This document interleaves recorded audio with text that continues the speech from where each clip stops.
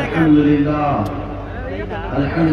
الحنان المنان الذي خلق الإنسان وعلمه البيان، والصلاة والسلام على رسوله سيد الإنس والجان وعلى آله وأصحابه ذوي الخير والإحسان، أما بعد، فأعوذ بالله من الشيطان الرجيم. بسم الله الرحمن الرحيم. الف لام میم ذلك الكتاب لا ريب فيه هدى للمتقين. صدق الله مولانا العظیم. بارگاہ رسالت محمد صلی اللہ تعالیٰ علیہ وسلم میں ایک بار درود پاک کا ہدیہ پیش کریں. اللهم صل على سيدنا محمد وعلى آله وصحبه وبارك وسلم صلاة دائمة سرمدا ابدا. عزیزان کرام اوقات، جیسا کہ اعلان ہوا، آج کی یہ کانفرنس، آج کا یہ جلسہ تعلیم اسلام، قرآن و حدیث کی تعلیمات، اسلاف کرام کی زندگی کی روشنی میں آپ کے سامنے عرض کیا جانا. مجھے علی گڑھ کے سلسلے میں بار بار حضور امان میاں صاحب قبلہ فرمایا کرتے ہیں کہ یہاں ایک بڑا طبقہ پڑھے لکھے لوگوں کا، جب بھی ان کی گفتگو ہوتی ہے وہ یہ بات ضرور فرماتے ہیں کہ پڑھے لکھے لوگوں کا مجمع ہوتا ہے اور یہاں علم کا شعلہ ہے، دور دورہ. میرے عزیزو، آپ اس جلسے پاک کو ویسے ہی بنائیں جیسے پڑھے لکھے لوگوں کے اخلاق و تمیز اور تہذیب ہوا کرتی ہے. اور دوسری بات یہ ہے کہ یہ مجمع کسی نیتا کو سننے آیا نہیں ہے، یہ محفل رسول ہے اور غلام رسول کے لیے ہوا ہے. اور ہر آنے والا غلام مصطفیٰ. آپ کیا سمجھ رہے ہیں؟ آپ مجھے دیکھ رہے ہیں، میں آپ کو دیکھ رہا ہوں؟ نہیں، ایک تیسری مخلوق آپ کو بھی دیکھ رہی ہے. تیسری مخلوق کی نظر میں آپ بھی ہیں، ہم بھی ہیں. وہ بڑے غور سے اس پورے مسئلے کو دیکھ رہے ہیں. آپ کا پریزنٹیشن ایسا ہو کہ دنیا پکار کر کہے اس میں اب بھی رسول اللہ کے، صحابہ کی اور ان کے غلاموں کی خوشبو آیا کرتی ہے. سبحان اللہ. آپ کے اس مجمع کا وقار یہ بتائے کہ یہاں پر بیٹھے ہوئے لوگ، یہاں پر آئے ہوئے لوگ نبی پاک صلی اللہ تعالیٰ علیہ وسلم کی غلامی میں آئے ہوئے لوگ ہیں. مسلسل میں دیکھ رہا ہوں کافی دیر سے. نوجوانوں، اس دنیا کی چکا چوند ترقی نے ہمیں بہت ساری روحانیت سے محروم کر دیا. ہمارے یہ پاکیزہ مجالس یہ موبائل کے نظر ہو گئے، یہ کیمروں کے نظر ہو گئے. ہر آدمی سیلفی لینا چاہتا ہے، ہر آدمی فوٹو لینا چاہتا ہے، ہر آدمی ویڈیو لینا چاہتا ہے. آپ خود یہاں آئے ہیں تو موبائل کو اپنے پاس رکھ لو، اور اگر موبائل کو ہی سنانا تھا تو کسی کے ہاتھ میں لے کر بھیج دیتے، آپ گھر بیٹھ جاتے. یہ مجمع موبائلوں کے لیے نہیں ہے، آپ کے لیے. آپ کے لیے آپ کا ذہن و دماغ حاضر رہے یہاں پر، یہ سوچ کر کے کہ میرے مصطفیٰ کی باتیں سنائی جائیں، قرآن کی آیات پڑھی جائیں، حدیث رسول کا ذکر ہوگا. لیکن اس طوفان بلاخیز میں آج ہم دیکھتے جا رہے ہیں ادب ہم سے نکلتا چلا گیا. اسی کو کہا تھا شاعر نے، وہ اندھیرا بھی بھلا تھا کہ قدم راہ پہ تھے. وہ اندھیرا بھی بھلا تھا کہ قدم راہ پہ تھے، روشنی لائی ہے منزل سے بہت دور ہمیں. یہ ترقیوں نے ہمیں بہت دور کر دیا.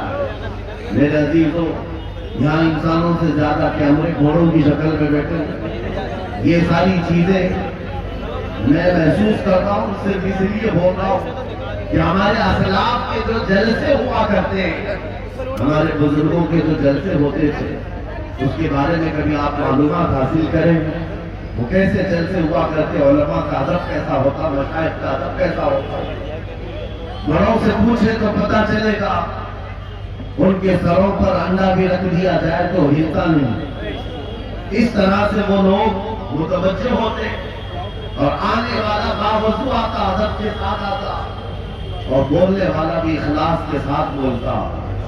یہ ساری روحانیت اگر ختم ہو گئی تو ان جلسوں کا کوئی مطلب نہیں رہ جاتا. اسی لیے میرے عزیزوں یہاں پان کھائے ہوئے گٹکا کھائے ہوئے لوگ مجلس رسول میں اگر کھڑے ہو کر سننا چاہتے ہیں نکڑ پر اور سڑک پر، میں سمجھتا ہوں محافل رسول کی بے حرمتی ہے. سیدنا شیخ عبدالعزیز محدث دہلوی کے متعلق یہ بات مجھے ملی تھی. آپ حقہ نوشی فرما رہے تھے اور کسی اثنا میں آپ کو کہیں سے میلاد کے پڑھنے کی آواز آئی. آپ وہ حقہ پھینک دی اور مجلس میلاد میں چلے گئے، جا کر کے بیٹھ گئے اور میلاد پاک میں جو مداح رسول تھے وہ قصیدہ ایسا پڑھتے رہے کہ شیخ صاحب مگن ہو گئے، مست ہو گئے. اور وجد طاری ہوا، اسی اثنا میں آپ کی آنکھ لگ گئی محفل میں آنکھ لگی، دیکھا رسول پاک صلی اللہ علیہ وسلم تشریف لائے. سبحان اللہ، مجلس میلاد میں حضور تشریف لائے. لیکن شیخ محدث دہلوی کہتے رسول پاک کا چہرہ سرخ تھا، غضبناک تھے. میں نے عرض کیا سرکار آپ تشریف لائے ہیں اس محفل پاک میں لیکن چہرے پر غضب کے آثار ہیں. آپ صلی اللہ علیہ وسلم نے فرمایا محدث دہلوی سے کہ عبدالعزیز تجھے شرم نہیں آتی اسی حقے کے منہ سے میری محفل میں آ گیا. اللہ اکبر. میرے عزیزوں نبی پاک صلی اللہ علیہ وسلم کی محفل پاک کا ادب نہیں کرو گے وہ عشق رسول کہاں سے آئے گا؟ یہاں سے کیا بولا جا رہا ہے، کیا پہنچایا جا رہا ہے، اس کی طرف توجہ ہونا ضروری ہے. اسی لیے میں آج برملا اظہار کرتا ہوں کہ آج مجھے پروگراموں والا ایک مقرر بنا کر لوگ ہر جگہ گھما رہے تعزیہ کی طرح. میں نے یہ دیکھا ہے اور ان میں میرا کوئی انٹرسٹ اور شوق نہیں تھا ان جلسوں کا. میں مسجد میں خطاب کرنا زیادہ پسند کرتا ہوں کہ وہاں پاکیزہ ماحول ہوتا ہے، ادب سے لوگ بیٹھتے ہیں اور سب باوضو ہوا کرتے ہیں اور دل میں بات اترتی بھی ہے.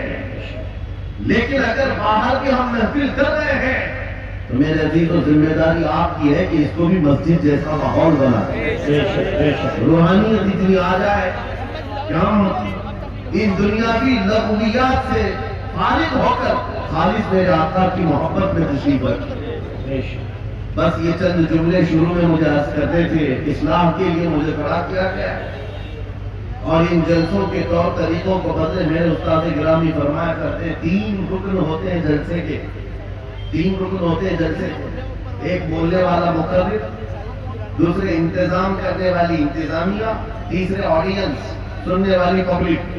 جلسے کے یہ 3 رکن ہیں اور تینوں میں اگر کہیں سے اخلاص ختم ہوا یہ جلسے کا کوئی اثر نہیں ہوگا. آنے والے لوگ بھی مخلص ہوں، بولنے والا آدمی بھی مخلص ہو، جلسہ سجانے والی انتظامیہ کمیٹی بھی مخلص ہو، خالصتاً اللہ اس کے رسول کی رضا کے لیے کر رہے ہو، ان جلسوں کا بہت اثر ہوا کرتا ہے، بہت اثر ہوا کرتا ہے.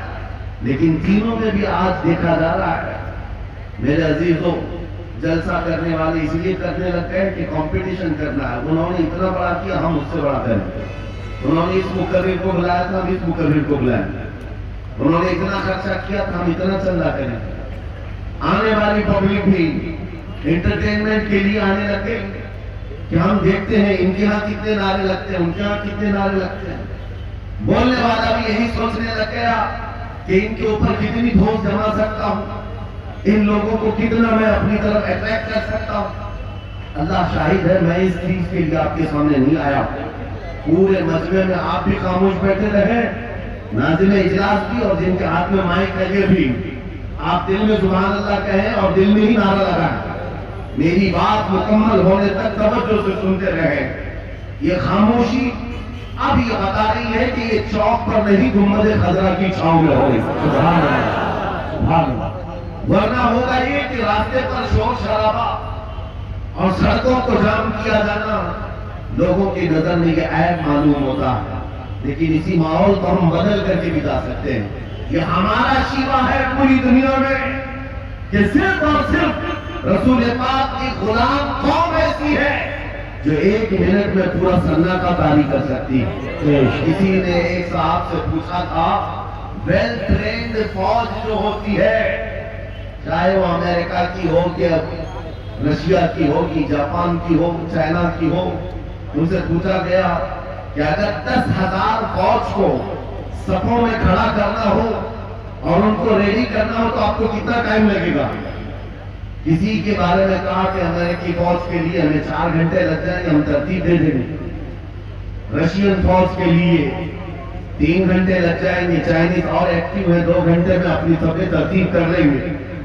اس مسلمان دانشور نے کہا اللہ کا کروڑوں احسان ہے، 1 لاکھ سے زیادہ کا مجمع ہوتا ہے حرم کعبہ میں بھی اور حرم رسول میں بھی، امام صرف 1 منٹ میں کہتا ہے صفیں درست کر لو، کسی کو ڈنڈا مارنے کی ضرورت نہیں، سب کی صفیں خود درست ہو۔ قوم ہے جو اپنی صفیں خود درست کرتی ہے۔ مسجدوں میں، جمعہ میں، عیدگاہ میں جا کر کوئی لکڑی لے کر نہیں پھرتا کہ اپنی صفیں درست کر لو۔ ہر ایک کو اتنا شعور ہے کہ اپنی صفیں کیسے درست کی جاتی ہے۔ جب آپ کو اللہ تعالیٰ نے یہ نعمت عطا کی ہے، مسجدوں میں صفیں درست کر سکتے ہیں 1 منٹ کے اندر، عیدگاہ میں 1 منٹ میں ہماری صف درست ہو سکتی ہے۔ اے نوجوانوں، دنیا کو یہ بتاؤ صرف مسجد اور عیدگاہ نہیں، دنیا کے ہر میدان میں ہم اپنی صفیں درست کر سکتے ہیں۔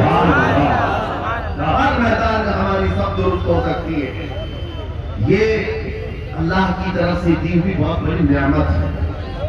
بس اب مجمع جو خاموش ہے اور متوجہ ہے، اب میری بات کو آگے لگ رہا تھا، توجہ سے سنیں۔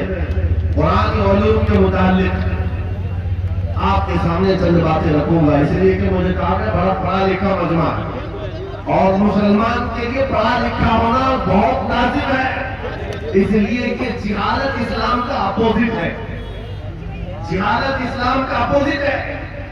آپ کو ایک بات میں بتاؤں، جب بھی کہا جاتا ہے دور اسلام میں، یعنی حضور صلی اللہ علیہ وسلم کی آمد کے بعد کے حالات کو دور اسلام کہتے ہیں، اس سے پہلے والے زمانے کو دور جہالت کہتے ہیں، جبکہ اسلام کا اپوزٹ تو کفر ہونا چاہیے، کفر ہونا چاہیے۔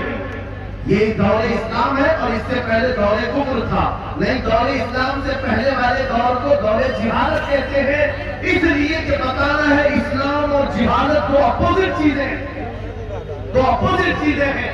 جاہل ہو اور مسلمان ہو اسے زیب نہیں دیتا۔ جس قوم پر آنے والی کتاب ہدایت کا پہلا لفظ اقرا سے شروع ہوتا ہے، اقرا بسم ربک الذی خلق، قرآن کا پہلا لفظ جو آیا ہے وہ کس نام سے آیا؟ پڑھو اپنے رب کے نام سے، پڑھو اپنے رب کے نام سے۔ اور علم نہیں ہے تو کچھ نہیں ہے تمہارے پاس۔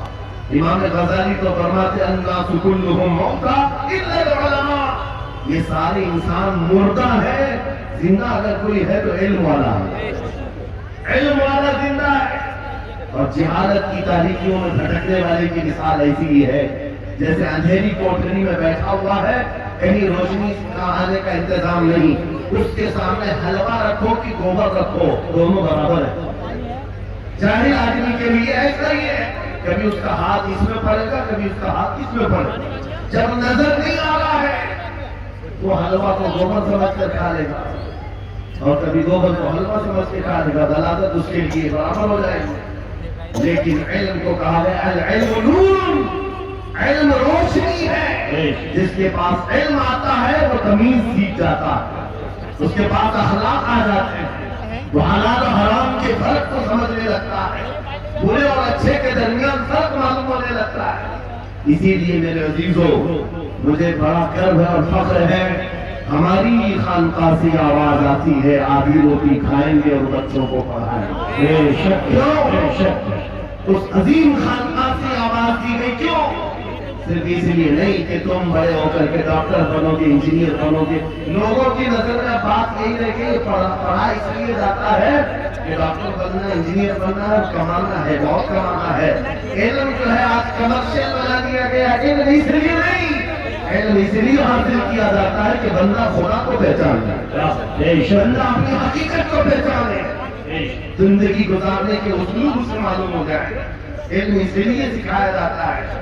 بہت سارے لوگ صرف نوکری کے لیے سمجھتے ہیں کہ علم حاصل کرنا چاہیے، نوکری کے لیے نہیں، اپنے اخلاق کو بلند کرنے کے لیے، علم آنا بہت ضروری ہے. میرے عزیزوں، قرآن عظیم وہ ہدایت کی کتاب تمہارے پاس آئی، اس قوم کے لیے عالمی اہمیت اور کیا ہے؟ جو کتاب علوم کا ذخیرہ ہے. آج دنیا اس کتاب پر ریسرچ کر کر کے نئے علم و فنون حاصل کر رہی ہے. اس کتاب کو تو ہم مردوں پر پڑھنے کے لیے رکھے ہیں. وہ قرآن عظیم جو ہدایت کی کتاب اور سارے علوم کا سر چشمہ ہے، اس کتاب کو کہاں پڑھتے ہیں؟ میتوں پر. کسی کا انتقال ہو گیا تو تیجے میں پڑھیں گے، چہلوں میں پڑھیں گے، نوے میں، بیسویں میں پڑھیں گے. وہ ایثار ثواب کے لیے صرف رکھا گیا. اور اس سے تھوڑا آگے بڑھ گئے تو قسم کھانے کے لیے قرآن. آؤ چلو ہم قسم کھاتے قرآن پہ ہاتھ رکھ کر کے، قرآن پہ ہاتھ رکھے. میاں کیا قرآن قسم کھانے کی کتاب ہے؟ قرآن کی وہ آیت میں نے سب سے پہلے پڑھی، اللہ فرماتا ذالک الکتاب لا ریب فیہ، یہ وہ کتاب ہے جس میں شک کی گنجائش نہیں، اور یہ ہدایت ہے پرہیزگاروں کے لیے. اور قرآن میں 3 جگہ یہ لفظ آیا ہے، ھدی للناس، ھدی للمؤمنین، ھدی للمتقین. یہ سارے انسانوں کے لیے بھی ہدایت ہے، یہ سارے ایمان والوں کے لیے بھی ہدایت ہے، اور پرہیزگاروں کے لیے بھی ہدایت ہے. سب ہدایت الگ الگ انداز سے حاصل کرتے ہیں. بارش ایک ہی ہے برسنے والی، زمینیں الگ الگ ہیں. بہت نرم زمین ہو تو وہ زمین بارش سے فائدہ زیادہ اٹھاتی ہے، اور تھوڑی سی اوبر کھابڑ زمین ہو تو وہاں سے فائدہ کم آتا ہے. بارش ایک ہی ہے. قرآن بارش ہدایت ہے. جس کے دل کی زمین جتنی نرم ہوگی اتنا وہ اس سے ہدایت اٹھائے. سبحان اللہ، بے شک اتنا اس سے فائدہ اٹھائے گا. اور آج حالات یہ ہیں، اے نوجوانوں اپنے دل پر ہاتھ رکھ کر کے بتاؤ، قرآن کتنے لوگوں نے پڑھا ہے؟ قرآن کتنے لوگوں نے پڑھا؟ میں ہاتھ نہیں اٹھواتا، کسی بھی بات پر ہاتھ مت اٹھایا کرو. نہ ہی جھوٹے ہاتھ اٹھانا ہے، نہ سچے ہاتھ اٹھانا ہے، نہ ہی کسی اور کو شرمندہ کرنا ہے. اپنے دل کا ہاتھ رکھ کر کے بتاؤ قرآن کتنی مرتبہ پڑھ لیا. کیونکہ قرآن پاک بہت سارے لوگ یہ سمجھتے ہیں مدرسے میں بچپن میں ایک بار پڑھ لیا تو اس کا ہدیہ ہو گیا، ختم ہو گیا ہے، اب اس کے بعد پھر ہماری میت پہ ہی پڑھا جائے گا. اسی لیے تو قرآن کے علوم سے ناواقف ہو گئے. ارے سمجھنا تو دور کی بات، دیکھ کر کے پڑھنا بھی مشکل ہے. آج لوگوں کا دیکھ کر پڑھنا مشکل ہو گیا. قرآن تمہارے پاس بہت ساری کتابیں نہیں ہیں، بہت سارے گرنتھ نہیں، بہت سارے وید نہیں ہیں جن کا شمار ہی نہیں ہے. تمہارے پاس اونلی ون ایک کتاب قرآن پاک، ایسی محفوظ کتاب جس کے بارے میں اللہ تعالیٰ خود فرماتا ہے سورہ قمر میں، وَلَقَدْ يَسَّرْنَا الْقُرْآنَ لِلذِّكْرِ فَهَلْ مِن مُدَّكِرٍ. ہم نے قرآن کو یاد کرنے کے لیے آسان بنایا ہے کوئی یاد کرنے والا؟ 4 بار یہ آیت ہے. اللہ تعالیٰ فرماتا ہے کوئی یاد کرنے والا؟ اللہ جب فرما رہا ہے قرآن آسان ہے تو کون کہتا ہے یہ مشکل ہے؟ ہم نے خود اپنے ہاتھوں تباہی کو دعوت دی ہے. درس قرآن کو اگر ہم نے نہ بھلایا ہوتا، یہ زمانے میں زمانہ نہ دکھایا ہوتا، وہ زمانے میں معزز تھے. مسلمان ہو کر آج ہم خار ہوئے ہیں تاریخ قرآن ہو کر. آج ہم چھوڑے بیٹھے ہوئے ہیں. قرآن عظیم کو چھوڑ کر بیٹھنا کتنی بڑی گمراہی ہے. آج حالات ایسے آ گئے کہ قرآن کو بدلنے کی باتیں ہونے لگی. کیوں؟ تم اٹھاتے ہی نہیں. 26 آیتیں نکال دو، 25 آیتیں نکال دو، اس میں یہ باتیں، اس میں وہ باتیں ہیں. مسلمان کو تو پتہ بھی نہیں ہے کون سی آیتوں کے بارے میں یہ واویلا مچایا جا رہا ہے. ارے تم پڑھو، تمہارے لیے قرآن آیا ہے. یہ جتنی بھی کانفرنسیں ہیں میں سمجھتا ہوں اس کے بدلے ہر جگہ صبح و شام قرآن پڑھنے اور پڑھانے کا انتظام ہو جائے. اس طرح کے ہزاروں جلسوں سے وہ افضل ہے. یہ میں نہیں کہہ رہا ہوں، میرے آقا فرماتے ہیں خیرکم من تعلم القرآن وعلمہ. تم میں سے سب سے بہترین آدمی وہ ہے جو قرآن سیکھے اور دوسرے کو سکھائے. سب سے بہترین آدمی وہ ہے قرآن کو سیکھے اور دوسرے کو سکھائے. آج نوجوانوں کے اندر ایک بڑی تعداد مجھے دیکھنے کو ملتی ہے، ان کو چھوٹی چھوٹی صورتیں بھی نہیں معلوم، قرآن دیکھ کر کے پڑھنا بھی نہیں آتا. بچپن میں ہمارے ماں باپ نے ہم کو سینے سے لگا کر کے قرآن مدرسہ بھیجنے کی عادت ڈالی تھی. اور جب اسکول جاتے تھے تو بستہ پیچھے لگا کے جاتے تھے.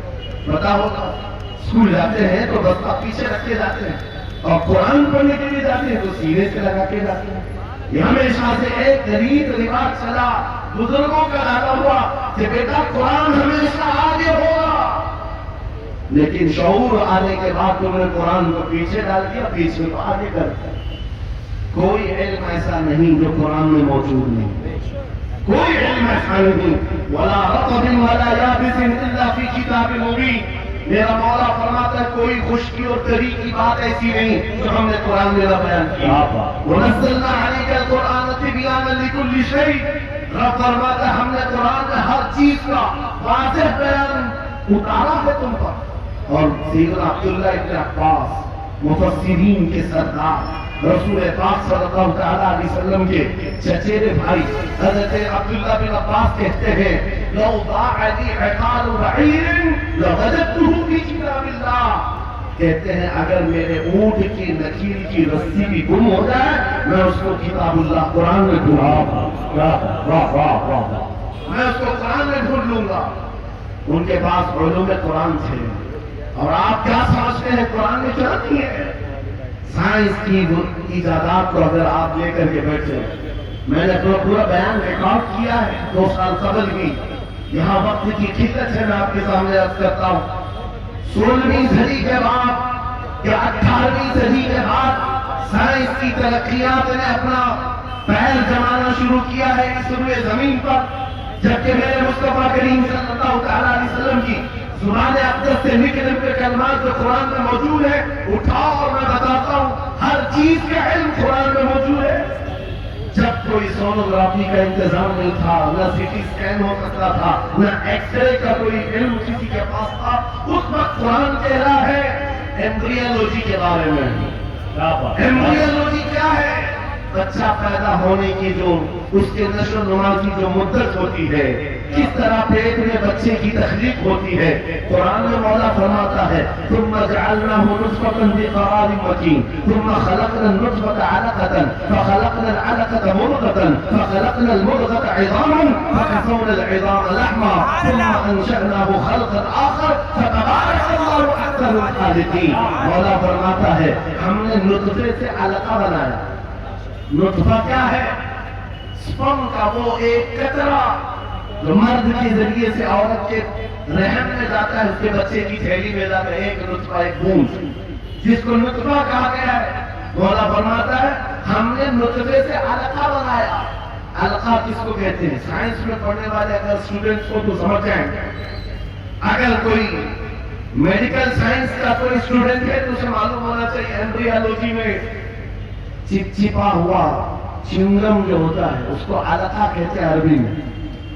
اور آج سائنس یہ کہتی ہے کہ پہلے باپ کے نطفے کے ایک قطرے سے ایک چھوٹا سا خون کا ٹکڑا بنتا ہے جو چپچپا ہوتا ہے, پھر اس کے بعد ایک گوشت کا ٹکڑا ہوتا ہے, پھر اس کے بعد اس میں ہڈیاں بنتی ہیں, پھر اس کے بعد اس پر چمڑیاں آتی ہیں, پھر اس کے بعد اس کی آنکھیں ساری چیزیں بن جاتی ہیں. یہ پروسیس ہے 9 مہینے ماں کے پیٹ میں, اور ہر ایک کے ویکس گنے ہوئے ہیں. فرسٹ ویک میں کیا ہوتا ہے, سیکنڈ ویک میں کیا ہوتا ہے, تھرڈ ویک میں کیا ہوتا ہے, ایمبریولوجی کا پورا علم ہے. سائنس آج تو 21ویں صدی میں اس ایمبریولوجی کو تمہارے سامنے لا رہی ہے.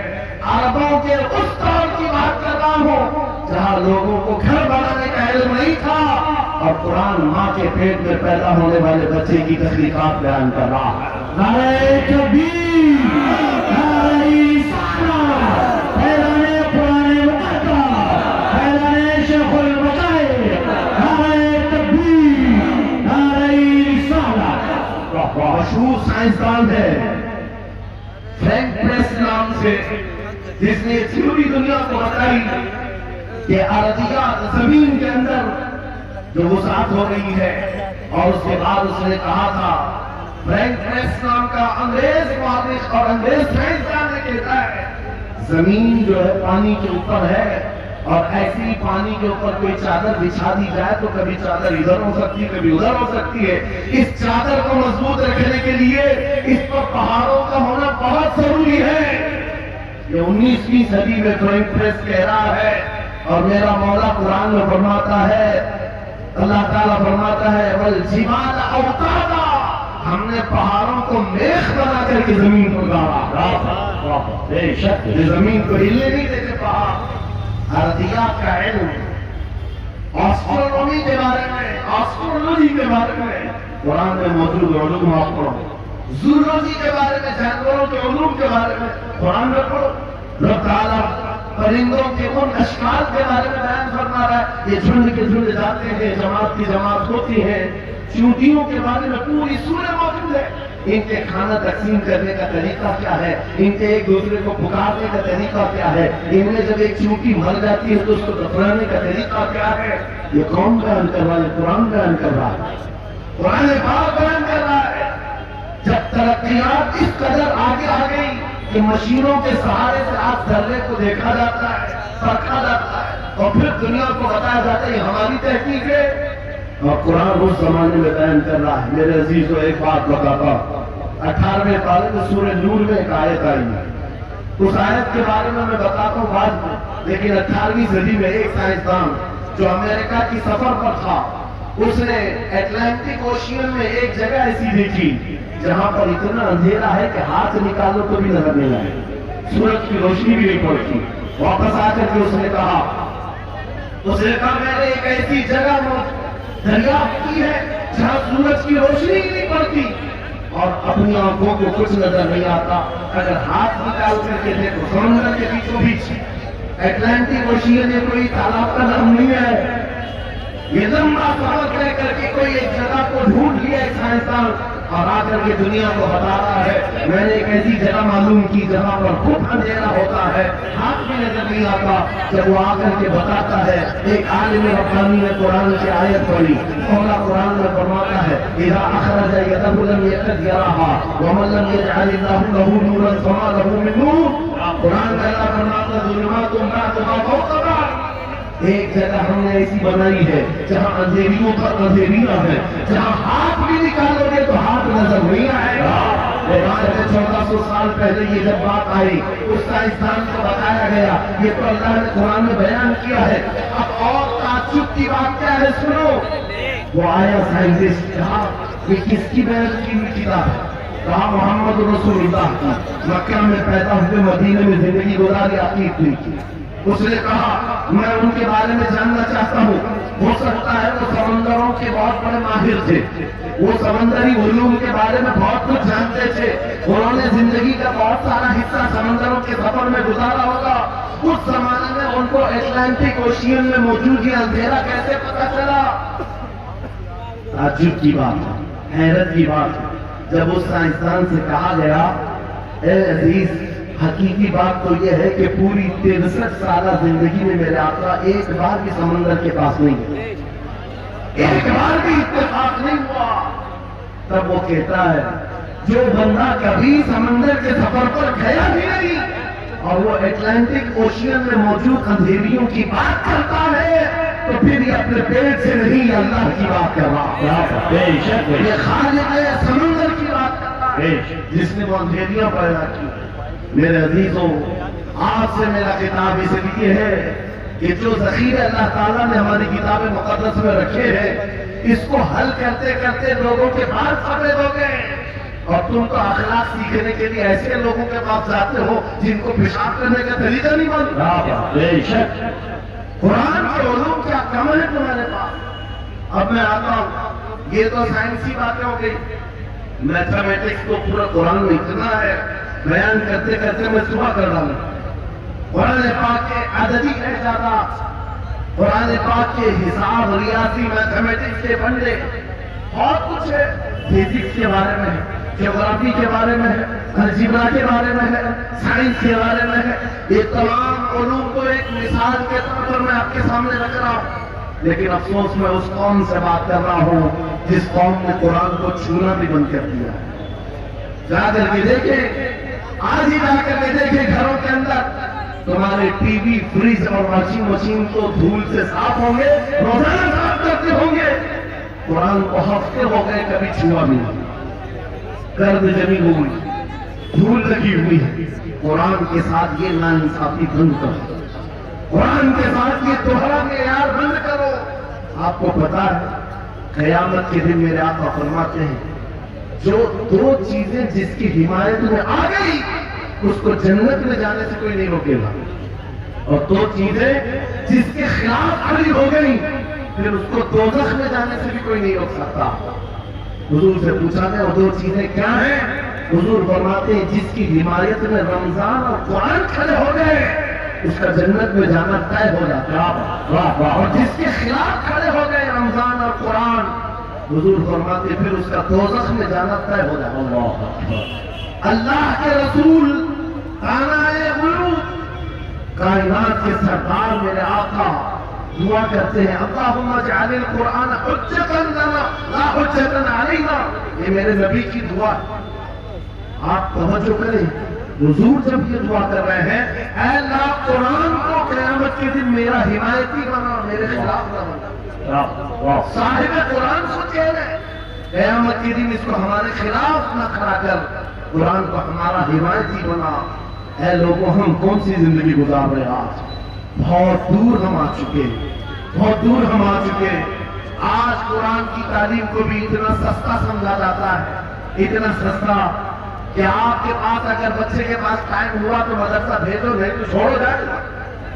مدرسہ میں آنے والے وہ بچے جن کی ناک بہ رہی ہو، کپڑے ڈھنگ کے نہ ہو، قاری صاحب اور حافظ صاحب خود ہی اس کو صاف بھی کریں، خود ہی پڑھا کر کے بھی بھیجیں۔ کیا تم اپنے وقت کی مشہور کانوینٹ اسکول میں بھی اسی طرح اپنے بچوں کو بھیجتے ہو؟ وہاں پر غیر حاضری سے کتنا ڈرتے ہو، اپنی چھٹیاں ترک کر دیتے، رشتہ داروں سے ملنا بند کر دیتے، نہیں بچے کی اسکول چھوٹ سکتی ہے۔ لیکن قرآن کے ساتھ کیسا دوہرا سلوک ہے، قرآن کے ساتھ کیسا معیار۔ آپ کو میں بتاتا ہوں امام ہمارے سراج الامہ امام اعظم ابو حنیفہ رضی اللہ تعالیٰ عنہ اپنے بیٹے کو جس قاری قرآن کے پاس پڑھنے کے لیے بھیجا کرتے تھے، قاری صاحب نے امام اعظم کے بچے کو پورا قرآن پڑھا دیا۔ ناظرہ قرآن کی بات کر رہا ہوں، جب پورا قرآن بچے نے پڑھ لیا تو امام اعظم ابو حنیفہ کو یہ مبارکبادی دی گئی کہ آپ کا بچہ پورا قرآن پڑھ چکا ہے حافظ صاحب کے پاس۔ تو امام اعظم بڑے تاجر تھے اپنے زمانے کے، انہوں نے کیا کیا، اس قاری صاحب کو 4 لاکھ درہم نذرانے میں بھیجا۔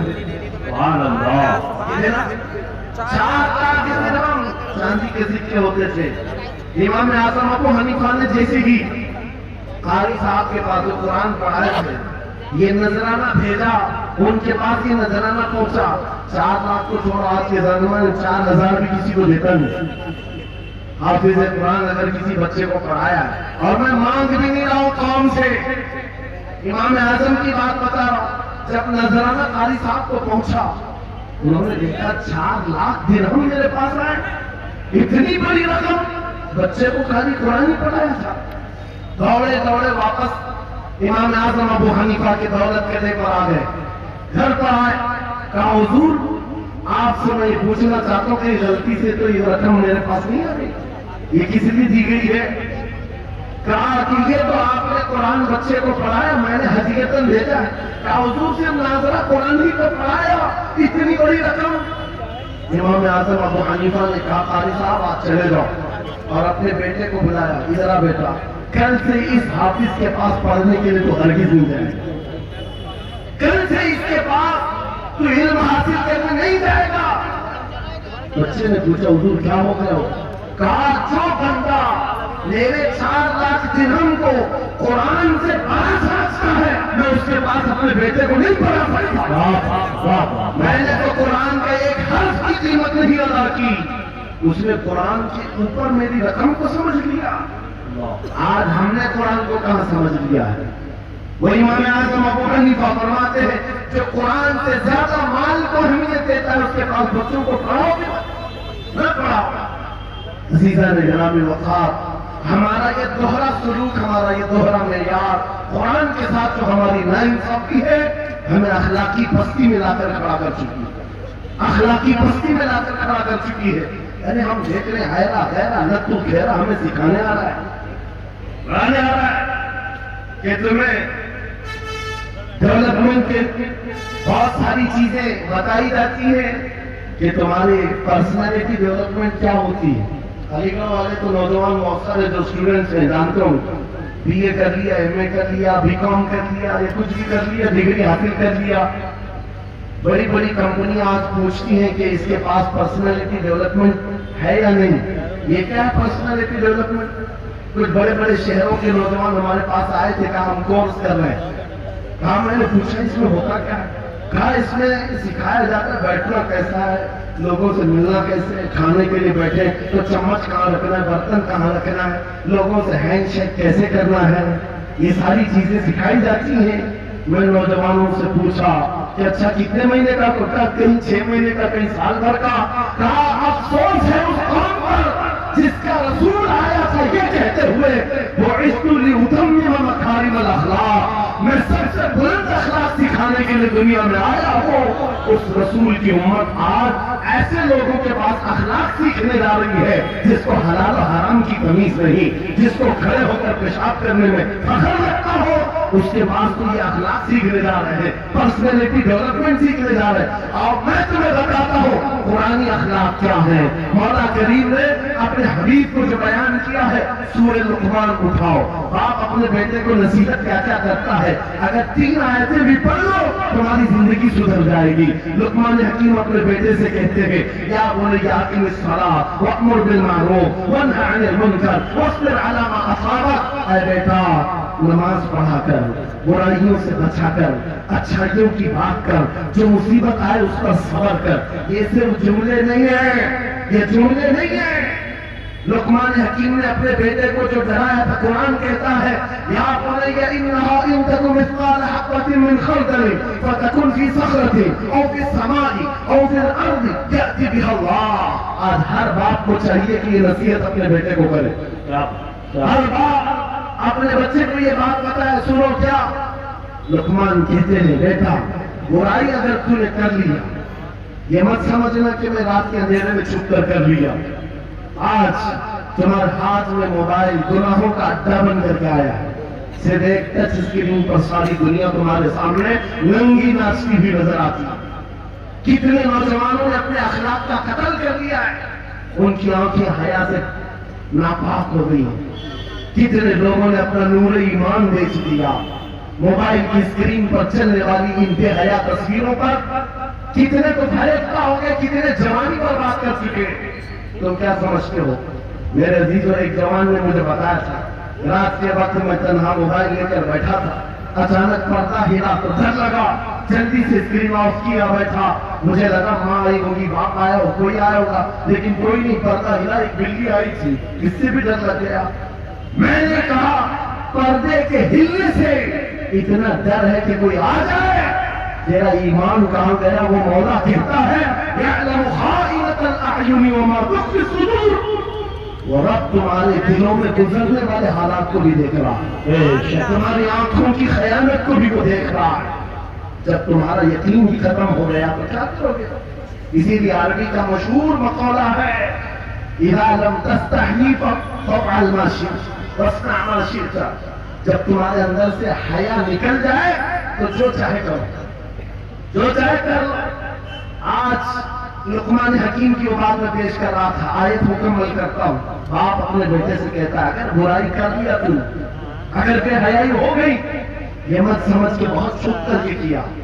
آج سے 4000 سال پہلے لقمان حکیم کہہ رہے اپنے بیٹے سے اگر برائی تو آسمانوں میں جا کر کرے گا, یا پہاڑ کے اندر گھس کر کرے, یا زمین کے اندر جا کر کرے, کہیں پر بھی کر لے.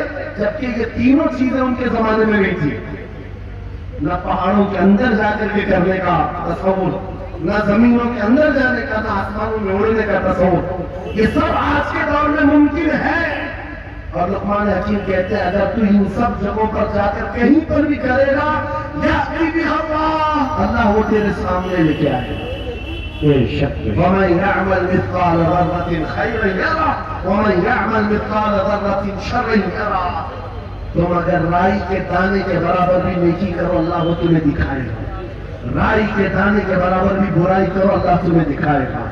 اخلاق سیکھنے کے لیے دوسری جگہ جاتے ہو, اگر یہ فارمولا کسی کو یاد ہو جائے, میں کہتا ہوں سارے CCTV کیمرے بند ہو جائیں, اس بندے کو کوئی بہکا نہیں سکتا جس کے دل میں صرف اتنا خیال ہے کہ میرا مولا مجھے دیکھ رہا ہے، میرا رب مجھے دیکھ رہا ہے۔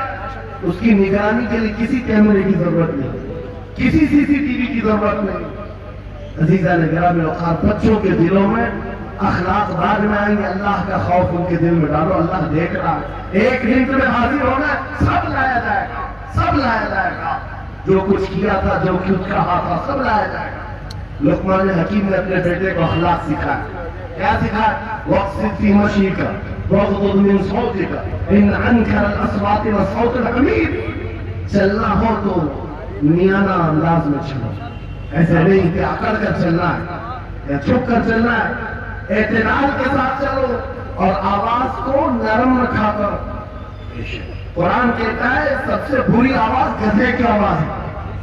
لوگ آج چلاتے ہیں ایک دوسرے ٹھٹے مارتے رہتے ہیں، یہ محفلوں کے آداب بھی نہیں، نہ ہی تمہارے اخلاق ہے۔ اسی لیے شیخ سعدی نے فرمایا ہے تامرد سخن گفتہ باشد عیب و ہنرش میں گفتہ باشد۔ جب تک آدمی بات نہیں کرتا اس کی اچھائیاں بھی معلوم نہیں ہوتی، اس کی برائیاں بھی نہیں معلوم ہوتی۔ جب بات کرتا ہے تو پتہ چل جاتا ہے اس کے اخلاق کیسے، بات کرتا ہے تو سمجھ میں آ جاتا ہے کون سی کیٹیگری کا ہے۔ اسی لیے اپنی زبان کو ایسی رکھو کہ دنیا تمہیں اعلیٰ نسل کا سمجھ سکے۔ بات کرو تو تمیز کے ساتھ، چیخ پکار کرنا، ایک دوسرے کو اس طرح سے بات کرنا نوجوانوں میں آج عام ہو گیا۔ قرآن کہتا ہے اپنی آوازوں کو پست کرو۔ ایک اور بات رب فرماتا ہے وَلَا تُسَعِّرْ خَدَّكَ لِلنَّاسِ، لوگوں کو سے منہ موڑ کر کے بات مت کرنا۔ سامنے تمہارے کوئی کھڑا ہے اور تم ادھر گھوم کر کے بات کر رہے ہو، یہ آج فیشن ہو گیا ہے، پیچھے پلٹ کر کے بات کرنا، ادھر دیکھ کر کے اس کو بات کرنا۔ لوگ یہ سمجھتے فیشن ہے، میرا مولا فرما رہا ہے یہ اخلاق سے گھری ہوئی حالت ہے۔ جب بات کرو تو آمنے سامنے، لوگوں سے منہ ٹیڑھا کر کے بات نہ کرنا، یہ اخلاق کون سکھا رہا ہے؟ یہ قرآن عظیم ہے۔ تم پرسنالٹی ڈیولپمنٹ سیکھنے کی بات کر رہے ہو، تعلیمات اسلام کو چھوڑ کر کیا پرسنالٹی ڈیولپمنٹ حاصل کر پاؤ؟ تمہارے پاس سب کچھ ہے لیکن سیکھنا نہیں چاہتے۔ آج تک نوجوانوں میں سے مجھے کوئی ملا نہیں اس طرح سے کہ لوگ آتے ہیں مفتی صاحب بیوی کو 2 طلاق دے دیا، 3 طلاق دے دیا، اب کیا کرنا ہے، عدت کیسے گزارنا ہے؟ یا زیادہ سے زیادہ دارالفتہ میں آتے مفتیان کرام ہوں گے، جھگڑے کے مسائل لے کر کے آتے، باپ مر گئے، اس کو کتنا ملنا، اس کو کتنا ملنا۔ ارے زندگی گزر گئی، کبھی آ کر کے یہ کیوں نہیں پوچھا میرے گھر میں منگنی ہو رہی ہے، شادی ہو رہی ہے، یہ بتائیں میرے مصطفیٰ نے کیسے شادی کی؟ یہ کیوں نہیں پوچھا؟ میں بیمار ہو گیا ہوں، مجھے بتائیں رسول اللہ نے بیماری کے عالم میں کیا کہنے کا حکم کیا؟ اگر طلب ہو میرے نبی کے پیچھے چلنے کی تو بندہ ڈھونڈ ڈھونڈ کر چلے گا، ڈھونڈ ڈھونڈ کر چلے گا۔ حضرت امام ابو یوسف کے بارے میں اور بعد میں امام احمد بن حنبل کے بارے میں کہا کہ آپ نے کلنگر کھانے کا بہت شوق تھا، تربوز، آپ تربوز کہتے ہیں؟ ہاں، ہمارے یہاں عمر میں اس کو کلنگر کہتے ہیں۔ اور انہوں نے یہ کہا کہ یہ سنت بھی ہے، مجھے روایت ملی کہ حضور نے بھی کھایا لیکن زندگی پر کھائے نہیں۔ مریدین نے پوچھا کہ حضور جب سنت بھی ہے اور آپ کو شوق یہ کھاتے کیوں نہیں؟ کہتے اب تک میں وہ طریقہ ڈھونڈ رہا ہوں کہ میرے نبی نے کتنے ٹکڑے کر کے کھائے، مجھے وہ طریقہ چاہیے۔ حضور کے پیچھے چلنے والا ڈھونڈ ڈھونڈ کر کے عمل کرتا ہے۔ اور آج ہم نے زندگیاں ایسی بنائی ہوئی ہے کہ لگتا ہے دارالفتہ مفتی اور علماء صرف طلاق کے لیے ہے، یہ عدت کے مسئلے پوچھنے کے لیے، وراثت کے مسئلے پوچھنے کے لیے۔ ارے ہمیں بھی کام دو، ہم ڈھونڈ ڈھونڈ کر تمہیں بتائیں میرے نبی چلتے کیسے تھے، میرے نبی بات کیسے کرتے تھے، لوگوں سے مصافحہ کیسے کرتے تھے، لوگوں کے سامنے آتے تو کپڑے کیسے پہنتے تھے۔